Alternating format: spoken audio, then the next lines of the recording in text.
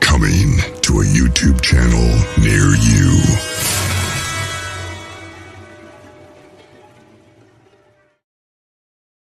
Well, hello there, everybody. How is everybody doing this evening? How about you, Jacob? Hey, I'm doing all right, Chris. I'm not seeing you on the screen for some reason, but I see me. So, y'all, this is a new experiment. Grizz has been trying to teach me how to do the behind-the-scenes stuff. So be patient if it was a little rockier than normal. But he's a very patient teacher, and I'm sure I'll get it over time here. So, Absolutely. All right, everybody. So welcome to our show. I am Alethea Jacob, and this is Spiritual Street Talk with Alethea. Thank you for joining us tonight. Lots going on this week. How about for you, Grizz? What's been happening for you? Anything getting ready to move. It's terrible, right?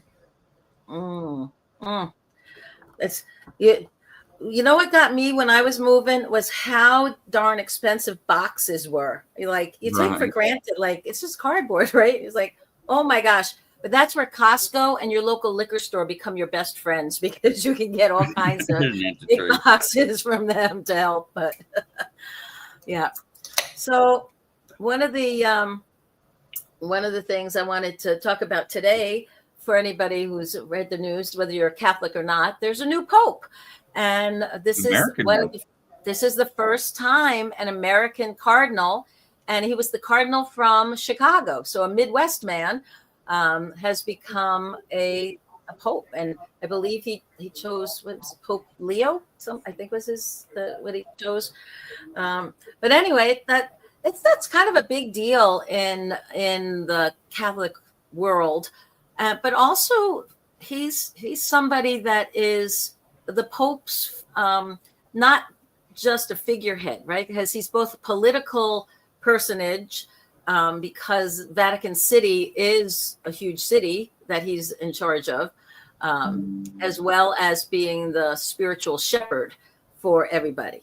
So that's in the Catholic Church. So it's kind of a big deal that now we have an American there, because we have, we're babies compared to a lot of the other cultures out there. I remember when I worked internationally for a while, and I was stationed over in Europe, and the difference between our culture here in America, 200 years old, to most things over in Europe being 2,000 years old was just, blew my mind, right? You can walk down certain streets and towns and you see architecture and sculptures and frescoes that have been there for thousands of years. And you're like, what? This is amazing, right? And then before I came home, I went to Egypt, and there, that culture's been there for 10,000 years, right? And inside the pyramids and tombs, there's paintings and reliefs and things that are still there, 10,000 years later. And you're like, what is going on with that?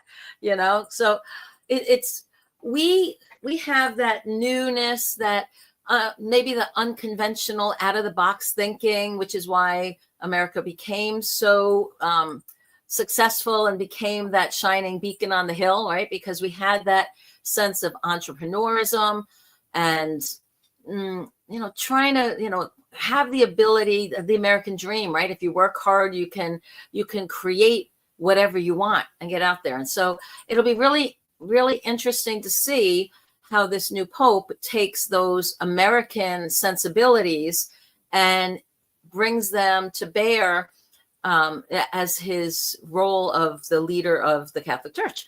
So that's going to be interesting, because it was actually kind of fun to see how Pope Francis, how he took a lot of his South American culture and the friendliness and the openness and that sort of feeling to people, so that was really cool, to see that. So it'll be nice to see what happens here. I remember the first time there was one of the, I guess it was Pope John Paul II, right? He was the first Polish Pope. And that was a big deal for Poland and a lot of Eastern Europe. And it got people more interested in what was happening in the church and more behind him. And again, he brought the sensibilities of people that have had the struggle and the hard work and the sense of community and having to work together to survive, that a lot of the Poles and Czechs and the people from that area had. So yeah, whether you're Catholic or not, it's something that's still, it's a new world leader that's taken over, and it'll be really fun to see and watch. And for those of you who are inclined to pray, please send some good mojo energy and healing, whether you're a Catholic or not. Any faith, you can send some good prayers that this man will be a good shepherd and lead and use whatever influence he has to make the best improvements in the system and be there for the people in the way that they need. So, yep, Baptist, sure. So Roger is saying how he hasn't been around a lot of Catholics. Growing up in the Northeast, there's a bunch. That was the predominant religion in the Northeast where I grew up. So I was raised Catholic. So that's still near and dear to my heart. But I've also studied so many other religions and had friends and family members that were Baptists and Lutherans, and even, well, obviously Jewish friends as well. And so it's interesting to study and learn about other religions and attend other services. And, as far as I'm concerned, there's one creator, and you call him God or Allah or Heavenly Father or the source or the one or whatever you want to call that being. We're all the sons and daughters, the spiritual sons and daughters of that creator. And so, it's like many ladders leading up to one roof, right? To me, which religion people gravitate to, it's more a matter of what are the specific doctrines or practices, how do they express faith, what kind of prayers or songs or hymns are happening that help to uplift your heart and help you feel inspired to, if you're a Christian, to be more Christ-like, if you're a Jew, to follow the commandments and covenants, if you're a Muslim, how to to walk in Muhammad's footsteps and praise Allah. And, you know, I'm telling you, it would not be easy. I have one friend back east who converted and became a Muslim. I'm like, girlfriend, that's a lot of praying. I mean, they get 5 times a day. They are called to prayer 5 times. I mean, most Catholics, you know, we're complaining about having to go to church once on Sunday. And it's like, nope, you know. So, you know, certain religions take a very proactive stance on the participation of their members. And, you know, some people like that. It works for them. And honestly, I believe it's our spirit resonating with, whether you want to call it the Holy Spirit or the spirit of creation. Whatever that spirit is going to resonate for us and prompt us and lead us to just the right house of worship. And I know I've had this conversation with some friends not that long ago. And I said, you know, every religion makes the claim like they are the one, right? And everybody else is going to hell, you know, if you're not part of their club. And I said, you know what? As a Christian, that cracks me up, because I can't imagine Jesus standing on the pearly gates, at the pearly gates, meeting people. And here comes Mary. And she's this amazing Lutheran woman that's devoted her life to him. And she's ministered to the brothers and sisters in the church. And she's helped people in the community. And, you know, she has just been as devout can be. Good woman all around. Can you imagine Jesus turning her way saying, you know what, Mary, I know you've lived a great life. I know you've honored me. You've chosen me as your savior, but sorry, you worshiped in the wrong building. You know, it's really the Calvinists who have it right. It's like, what? You know, no, of course not. You know, but that's part of the whole political side of the churches and the bureaucratic side of the churches and the human side of the churches.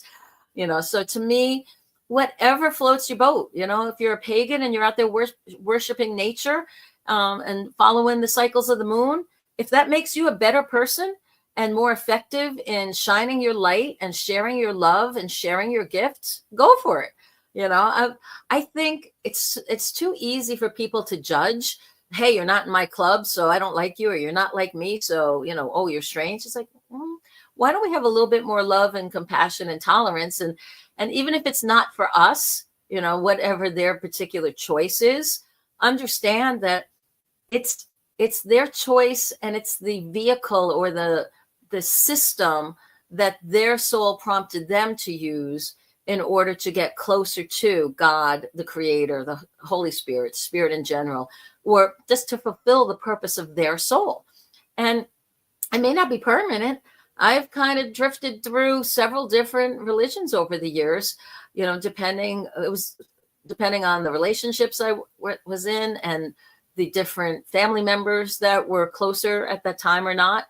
And to me, it was really about feeling the spirit when I was in that house of worship, praising God and giving gratitude and thanks for the many blessings in my life, and taking that opportunity to tune in to spirit and say, okay, what are my marching orders this week? Right? What do I need to be aware of? What should I be paying attention to? Who can I serve? Who can I help? You know, who needs me that I don't know needs me? You know, okay, great. Let's do it. So, anyway, so that's a little bit about the churches. The other thing, obviously timely right now, is Sunday is Mother's Day. So y'all, if you have a mother that is still on this side of the veil, you might want to make sure that you honor her and give thanks to her. And I don't care if you're not talking with her, you suck it up, buttercup, and you go get a card and you mail it if you don't want to call her, but you do something nice, because your mama went through something to have you, right? And by the way, we choose our parents. We knew that mom was going to be our mom. Good, bad, wonderful, or ugly, right? That's our mom. And so it's really important for us to do our best to take this day. And yeah, I know it's a Hallmark holiday, right? Doesn't matter. It's still a day that we have commemorated and put a stake in the ground that said, hey, hold on. I was saying, hey, Manchester, England, welcome. That's cool. Yeah, that's pretty neat. Let's see. Yep, I was going to do that. So It's a time for us to just use that reminder as an opportunity to express our love and express our gratitude and really go with that. One of the other things that if your mom is not on this side of the veil, like my mom had passed back in 2015. I can't believe it's going to be 10 years this year that she's been gone on that side. But honoring them, honor their memory, right? For some, back to circling around to religious traditions, it's a time to go to the cemetery and clean up the headstone and plant flowers and, make that look pretty and talk there. Now I know, we all know, we spiritual people know, you don't have to go to the cemetery to talk to them. You can just talk to them. But there's something nice about that tradition for some people of, okay, here's where I'm going. And this is where their remains are. And spirit can also stay very close to their remains at times. And so it's a way that people connect. So you can do that. You can go on Facebook and post pictures of your mom from the past and post some of your memories. And if you're a mom yourself and you are not feeling the warm fuzzies from other people, just do what you can to acknowledge yourself, right? Maybe your kids are too young or they've moved away or maybe they're estranged. It doesn't mean that you did a bad job as a mom. You did the job that your spirit was contracted to do. And so, yeah, if you did the best you could at the time with the resources you had, that was your job. That's it. That's all you need to do. So somebody was just asking if Mary's in the house. So I'm not sure about that. Chris, is Mary in the house? Just want to say hi. Somebody's looking for her. Yeah, she is. She's actually doing a spiritual healing right now on somebody. Okay, so we're gonna just give a good nod to Mary and send that good energy her way. All right. So anyway, back to if you are that mom, and if you're a mom that's struggling and feeling like, oh, I suck at this, I'm not a good mom, I need to be better. That's like anything else in our lives, right? First thing is just getting that awareness. Then we need to look at and say, okay, what can I do one step at a time, one day at a time to move more in the direction of the person I want to become? And if that person is a celebrity on YouTube, okay, you got to get out there, right? Got to make a lot of videos. You want to be the best businessman there is. Okay, you need to get out there and invent something or market yourself better. And if you want to be the best mom in the world, there's certain people you can model after, and look to see like who had a similar kind of upbringing as you, who had a similar kind of socioeconomic condition as you, and kind of, take it from there. And then say, okay, what did they do? How did they figure things out? And then you can also pray and meditate and open up and ask spirit and your guides and loved ones, like, okay, how can I be better at this? Is it more patience? Is it being more proactive? Is it being stricter? One of the biggest struggles so many parents have these days is the pendulum has swung so much from when I was a kid and the way I was raised to the way society accepts behaviors with moms and fathers interacting with their kids today. I mean, back in the day, I knew if I spoke out of line, I was getting a bar of soap in my mouth, right? Back in the day, I knew if I really screwed up, I was probably going to get a spanking, okay? Or a punishment of some sort, right? I might have gotten grounded or restrictions from things I liked, like TV at the time, or couldn't go out and play with my friends, that's grounded, right? So, but I'm talking to parents these days, they're like, oh no, we can't do that. You can't. That would be considered child abuse now. So I'm like, ooh, okay. But how do you still get the boundaries and limitations and transfer? Thank you. They transfer the responsibility or the accountability to the kids. They haven't figured out how to do that. And so a lot of the kids today don't know how to be resilient. They don't know how to take accountability and responsibility. And so it makes parenting that much more challenging, because it's like the whole rules of the game have changed over the last few decades. I was going to say centuries. I'm not that old.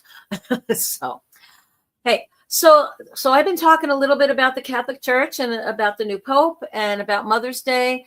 I'd love to see some comments from you guys and let me know, what you're thinking. Okay, Roger's saying he was at McDonald's once and there's a family there and the kids acted better than the parents did. Well, amen. Well, somebody did right by those kids, so that's good. But yeah, are the kids today modeling other folks? So I'd love to hear some of your opinions in the chat. What do you think about Mother's Day? Do you have a feeling or thought about the new Pope?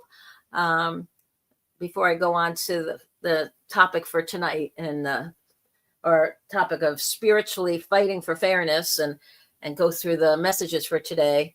Just want to see if anybody has any comments they'd like to share about what does Mother's Day mean to them? What do they like about it? What do they struggle with?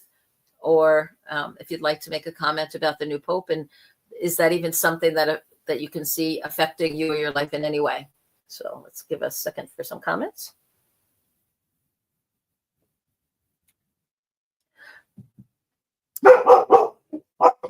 Flash. My dog has comments, apparently.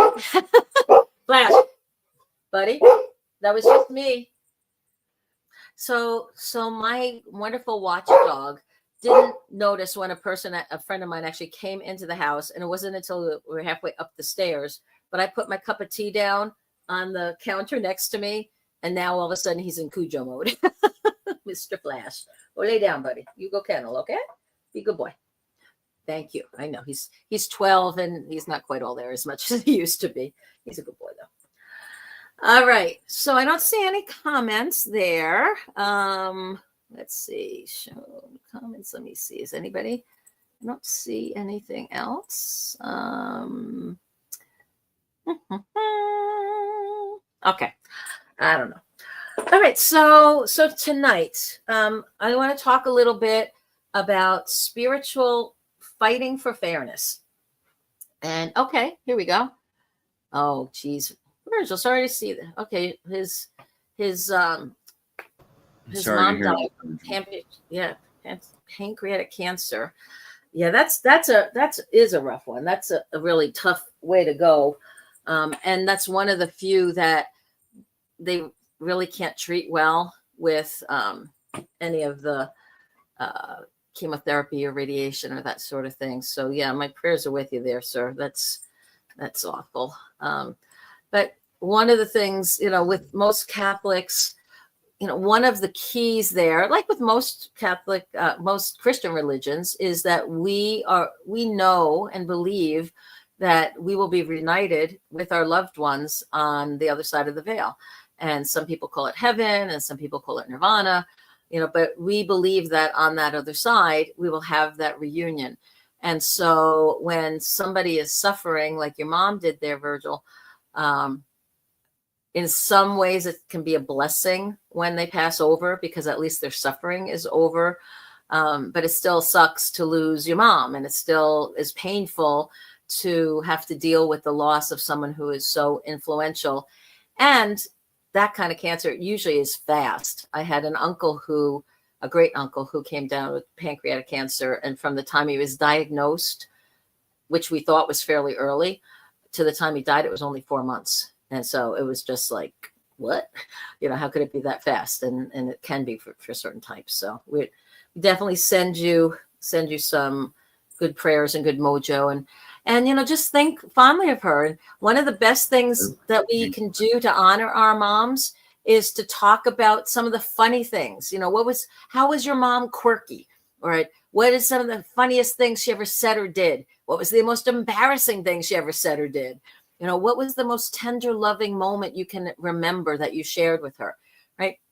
Talking to people about that and posting it if you want, or just, sharing it, or just even remembering it yourself and kind of taking a few moments to dwell upon the beauty of that soul that was your mom. That's a wonderful way. And yeah, especially if the passing was really recent, it's that much harder when this is one of the first holidays, right?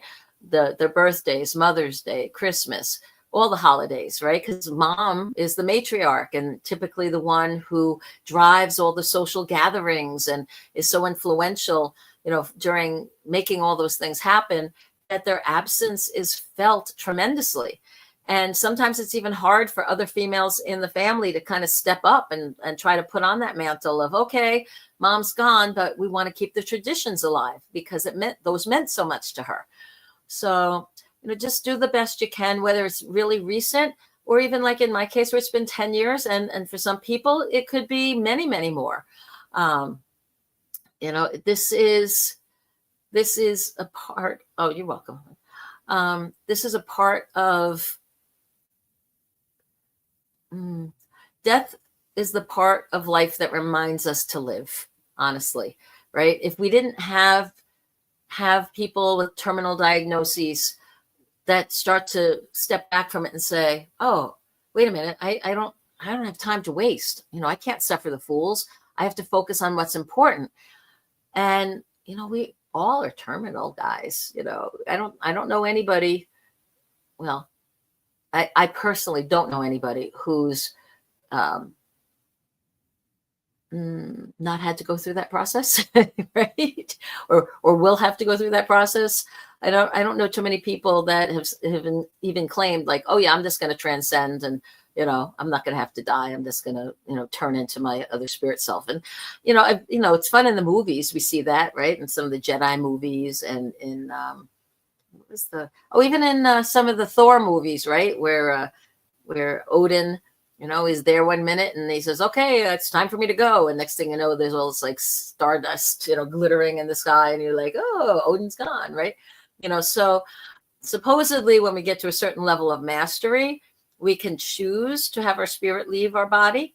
And I do remember reading things about ancient cultures where that was the case. When it was time for the shaman to go, they would go out into the plains and they'd say their goodbyes and they go out into the plains and leave their body behind and their spirit went on. So, that's something to be evolved to. But I think the reminder that death presents for us and the opportunity that it presents for us it's a reminder not to waste our time, to focus the time that we do have on what's important and what can really help us going forward. What do we want to be? What do we want to be paying attention to? How far on our? Oh, hey, John. How far are we along with the progress our soul wanted us to make in this lifetime? So, all right. So before I get too far into the topic for tonight, I'd like to go through the message. So for those of you who are our loyal, wonderful followers and fans here, and you tune in each week or you tune in to each episode, one of the things I do is I pray and I ask Spirit to give us a message. And I throw a few angel cards and oracle cards and I share that message. And it doesn't matter. It's really kind of spooky cool because it doesn't matter if you're listening to this live tonight or whether you're listening to this a week from now, a month from now, or a year from now. When you hear this episode or watch this episode, hopefully this message is going to resonate with you and you'll be like, oh, that was the perfect message to hear at this time. So that's at least our intention, right? And that's what we ask Spirit for, something that transcends space and time, and it will touch the hearts and minds and souls of anybody who happens to hear it. So the first card that I chose is the card of commitment. And I'm going to do something here. I'm going to change the little view here. I think I'm going to choose just me. Yay, I did it. Woohoo. So you can see the card a little better. So the card here is commitment. Okay, I can bring Grizz back now. There you go. All right, it was back. So the card of commitment says, Angel Wisdom reminds you that when you aim for a vision without doubt or deviation, it must succeed. Your guidance is to persevere towards your vision. Let every thought, word, and action be directed towards your desired outcome. Nothing is more powerful than focused energy, and your angels will see the pure light of your commitment, whether it is to a relationship, a piece of work, a journey, or anything else in your life. Remember to ask your angels for help, and know when you dedicate your intention to the highest good, they will support you. I'm going to take a little, oh, sure. So angel cards. So Virgil was asking, could I please explain precisely what an angel card is? So the angel cards, they're called an oracle deck. And oracles are cards that you choose. And so there's a whole deck, and this one, I think there's about 50 or so in the deck. And so what you do when you're using any of these kind of decks or cards is you quiet your mind, you ask for a message to come, you shuffle, and then you're prompted when to stop, and you flip over that card, and that's the message for that. So I use 3 different decks of oracle cards. I use 2 different angel ones. And so the themes are very angel focused. It's about if your angel was sitting next to you and had something to share with you, what would they say? The next deck that I use is actually an archangel deck. And it's also messages. And the one, same kind of thing, right? So it's a deck with lots of cards. So I shuffle them up.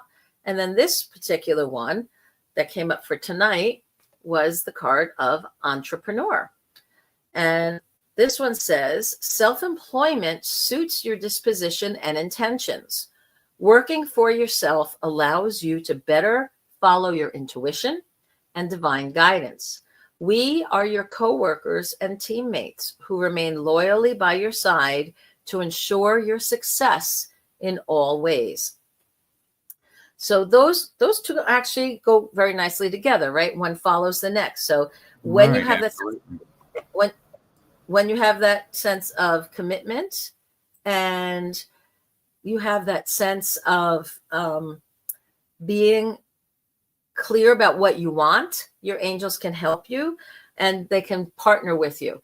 And whether it's a true entrepreneur where you have you're your own boss and you don't have a conventional job where you go from 9 to 5 or whatever the shift might be. But you can also have an entrepreneurial spirit where there's other projects or businesses or side hustles that come to your awareness that you're like, hey, you know what? I think I want to make a little extra money so we can have a better vacation this year, or we can buy a newer car, or we can pay off our debt quicker and have that peace of mind, right? So whatever that entrepreneurial spirit is, your angels are reminding you, hey, don't forget to include us. We're part of the team here. The next deck that I use, that's an oracle card. It's a really cool deck, and I actually know the man who created this deck. And it's called a mandala oracle deck because all of the particular cards are different mandalas. And what happened here was the mandalas came through an artist in Japan, and they were then, the photographs of those mandalas were sent to my friend in Sedona. And what he did is he sat for anywhere from a week to a month with each one and meditated on it, and then got like, okay, what does this particular picture represent? What does this mean? What card? And that was the background story of how those particular cards came into being. But I really like the feel of the cards. I like the look of them. And the one that I chose for today that came up was the card of acceptance. And this says, be receptive and willing. Open your eyes to truth. Only by being real can you understand what is needed. Be prepared to move when the right choice appears, right? So again, you can kind of see how things flow, right? You have the sense of commitment. You're putting out into the universe, this is my intention. This is what I want. This is what I need. This is where I welcome help. The entrepreneurial spirit says, hey, it might not be the normal 9 to 5 type thing, but this is what I'd like you to partner with me and help bring into manifesting into my life. And then the acceptance is saying, be receptive and willing, right? Because a lot of times we forget to open ourselves up in order to receive what's coming through. The next cards that I use as oracles are actually the Aquarian Tarot deck. And there's 78 cards, and they have all kinds of different suits and meanings, and they go back. And I've been using this particular deck for many, many years. And so I picked 3 cards there. So when you use an oracle card, Virgil, what you can do is you can pick a single card. You can ask a question and pick a card to get insight, like I did here using those 3 different decks. And then you can also use like cards like the tarot, and you can ask for insights or wisdom based on past, present, and future around whatever the topic is that you're trying to get some clarity. So I then chose 3 cards, past, present, and future, to be informed about the now. And so Virgil says, I've never been short of money, but I love Grizzly shows. How do you know who your archangel is? Oh, well, this is where you can do, there's very specific types of meditations where you can invite your guides and angels to come closer to you, to talk to you, to reveal information to you. I think also there is a component in that of who do you resonate with, right? So if you read about the different archangels, Archangel Michael, for example, is the protector, right? And you might be like, he's known to have his flaming sword of justice and truth, and he's somebody that can help to cut the ties of anything negative, to protect you and your family. So you might read about Archangel Michael and go, oh, wow, I really resonate with that. He must be close to me because I really feel that vibration. There's, oh my goodness. I'm thinking there's got to be 20 or 30 archangels. There's whole books, that go through the different hierarchy of the angels and what they're known for and what they can do. Like Archangel Uriel is another one, maybe not as famous as Archangel Michael is there. But Uriel is one of the intellectual sources. He's a teacher. That's cool. So as the teacher, he brings wisdom and enlightenment, and he doesn't hold the sword. He holds a torch, a lit torch, right, to lead the way through wisdom and learning and understanding, right? So you can find out, just like you can find out who your guide is, you can find out who your angels are by having those meditations. But a big clue will be, who do you resonate with? So if you Google online the list and the qualities of all the archangels, some of them are going to pop off the page at you and be like, oh, wait, this one really gravitates to me. And archangels are above the regular angels, right? There's a hierarchy in the angel kingdom. And so you might not have a specific archangel that's assigned to you, right? But if there's a certain need, that archangel will come to you. We all have guardian angels that are with us from conception till we cross back over to the other side, right?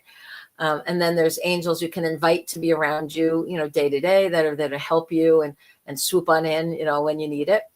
But yeah, that's so. As far as knowing a specific angel, that's a personal process and revelation. And be careful about going to a psychic and saying, oh, can you tell me who my angel is?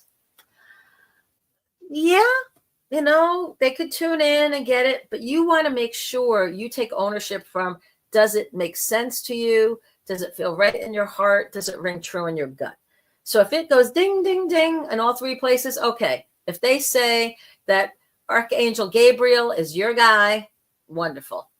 So be it, right? But if they pick a name and they say, oh, and this is your Archangel Raphael, and Raphael is one of the big ones for healers, right? So I know some people just do a generalization and say, well, if you're in the healing arts and you are doing something to physically, mentally, or spiritually help heal people, then Archangel Raphael is your angel, right? So you can also take a clue from what's your occupation, right? Archangel Michael, he's the protector. Well, what are the fields of people that protect us? Police officers, right? Grizz, you were a detective once upon a time. Did you have an affinity for Archangel Michael back in the day? Yeah, we had them on our dash. We had coins in our pocket in our uniforms for protection. Yeah. Right. Prayed to them all the time. That's very cool, right? So a lot of times your profession will also give a clue to you about which archangel is closer to you or inspiring you. Okay, so the last little bit of the messages for today. So the 3 cards from the tarot deck. We have the 8 of Rods, and this talks about using your intuition to get your stuff organized. It's like, hey guys, if we're trying to get somewhere as we're progressing, you can't have 8 people in the boat all pulling the oars in different directions at different times. Everyone has to be going, okay, everyone together and stroke and pull and stroke and pull, and one person steering the boat. And who should be steering your boat? You should be steering the boat, right? Because you're the one who has that soul purpose. You know the direction your life is supposed to go in, or what your soul wants you to be expressing. Okay, the next is what's happening right now. And honestly, right now, we're all kind of dealing with balance issues, right? We're trying to figure out there's a lot of contrary forces out there, a lot of pulling at us in different ways.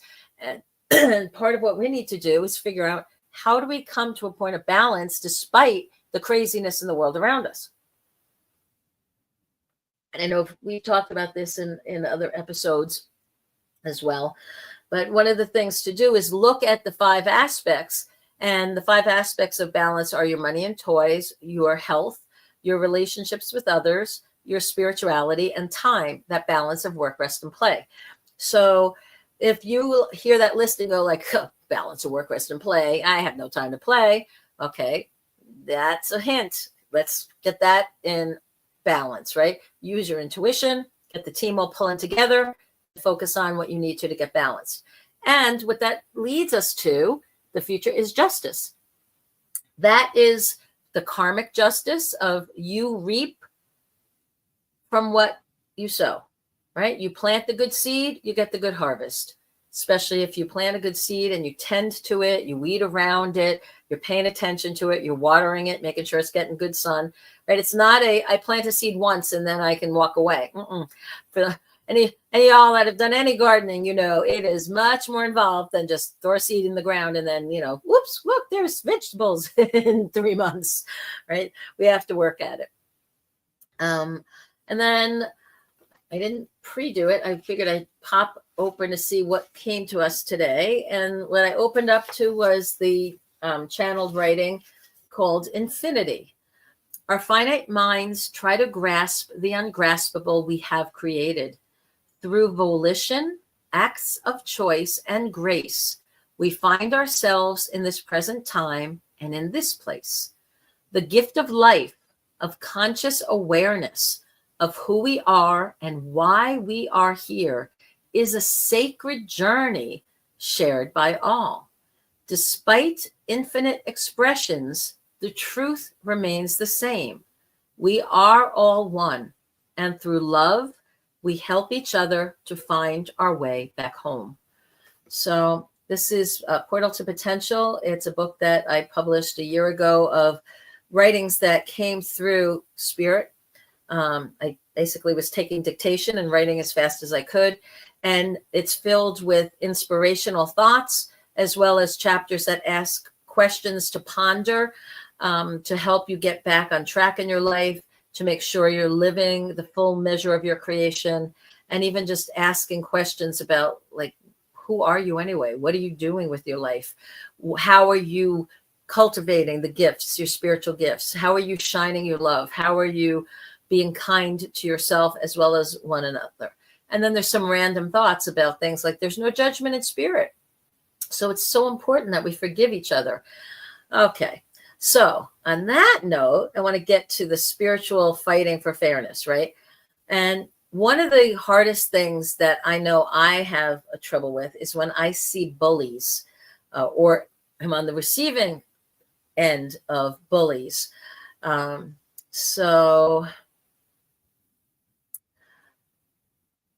there's a lot of negativity that can come our way. And we can look at it as, hey, look, a moth is attracted to the flame, right? And if we're shining our light, we're going to get these insects that come into our life every now and again to kind of just be a pest, right? That's what bugs are called. They bug us. They're pests. What's really important is we don't let that negativity derail us from our purpose or dim our light in any way or distract us from living that purpose-driven life that we have, which is to actualize what our soul wants us to be doing, what wants to be expressed, what creativity wants to come out, what gifts can we share, what light can we shine. So I've had a couple of instances in my life where I've been bullied, and I responded badly, honestly, both times in hindsight. The first time I fought back, and this was literally a girl when I was in grade school, and she was bullying me, and I thought she was my friend, and next thing you know, cat fight. Yeah, I mean, we're like scratching and clawing and biting and pulling hair and like, crazy time, right? But that was not a very spiritual way to address being bullied, but that was my instinct. Now, I grew up in Yonkers, New York, and it's like, you know what, if you want to get respect, sometimes you got to just show a little toughness, right? Not back down. So that was, I can understand why I did it, but in hindsight, I wish I was a little more evolved at the time and didn't do that. The other time, I was actually abused by a partner, and I started as verbal abuse and controlling certain things, controlling my interactions with other people, controlling what I've done. And yeah, I got gangsta. You're right. When I gotta pull it out, I can pull it out. But I'd like to think I'm past that. But if I need it, yeah, I can be pretty. I can be tough when I need to be. And so when I was experiencing a lot of this abuse, verbal abuse, and eventually it turned to some physical abuse, I kept making excuses. Because I loved this person. I cared about this person. And it was just once in a while, right? It just happened once in a while. It wasn't, there would be a raging. There would be something that happened. And I'm like, oh, well, maybe I triggered it. Or I was taking responsibility for it at first. I was not standing up for myself. I was not making them accountable for their bad behavior. And when they would apologize later, if they did, I would be like, oh, okay, I would accept their excuses. Thank you. And so I know there's a lot of bullying that goes on now politically. There's a lot that goes on socially. There's even bullying that happens in the name of righteousness.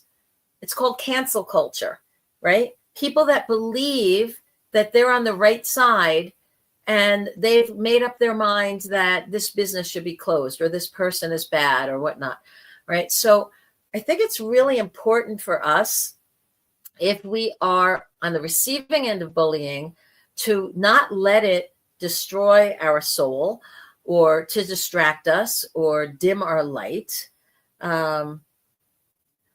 Yeah. Amy Sharon, after all these years, she feels bad about stuff you said in grade school, right? Yeah, I mean, sometimes we say things, out of fear, out of anger, just because we just don't know any better.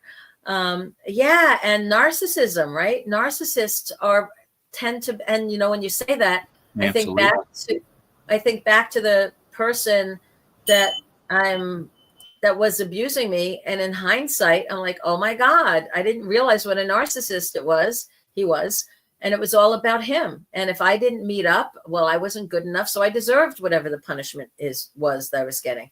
And it was not about me at all. It was really about him and his projections. And and his insecurities, right? So when I look at bullies now, and there's lots going on right out in the culture,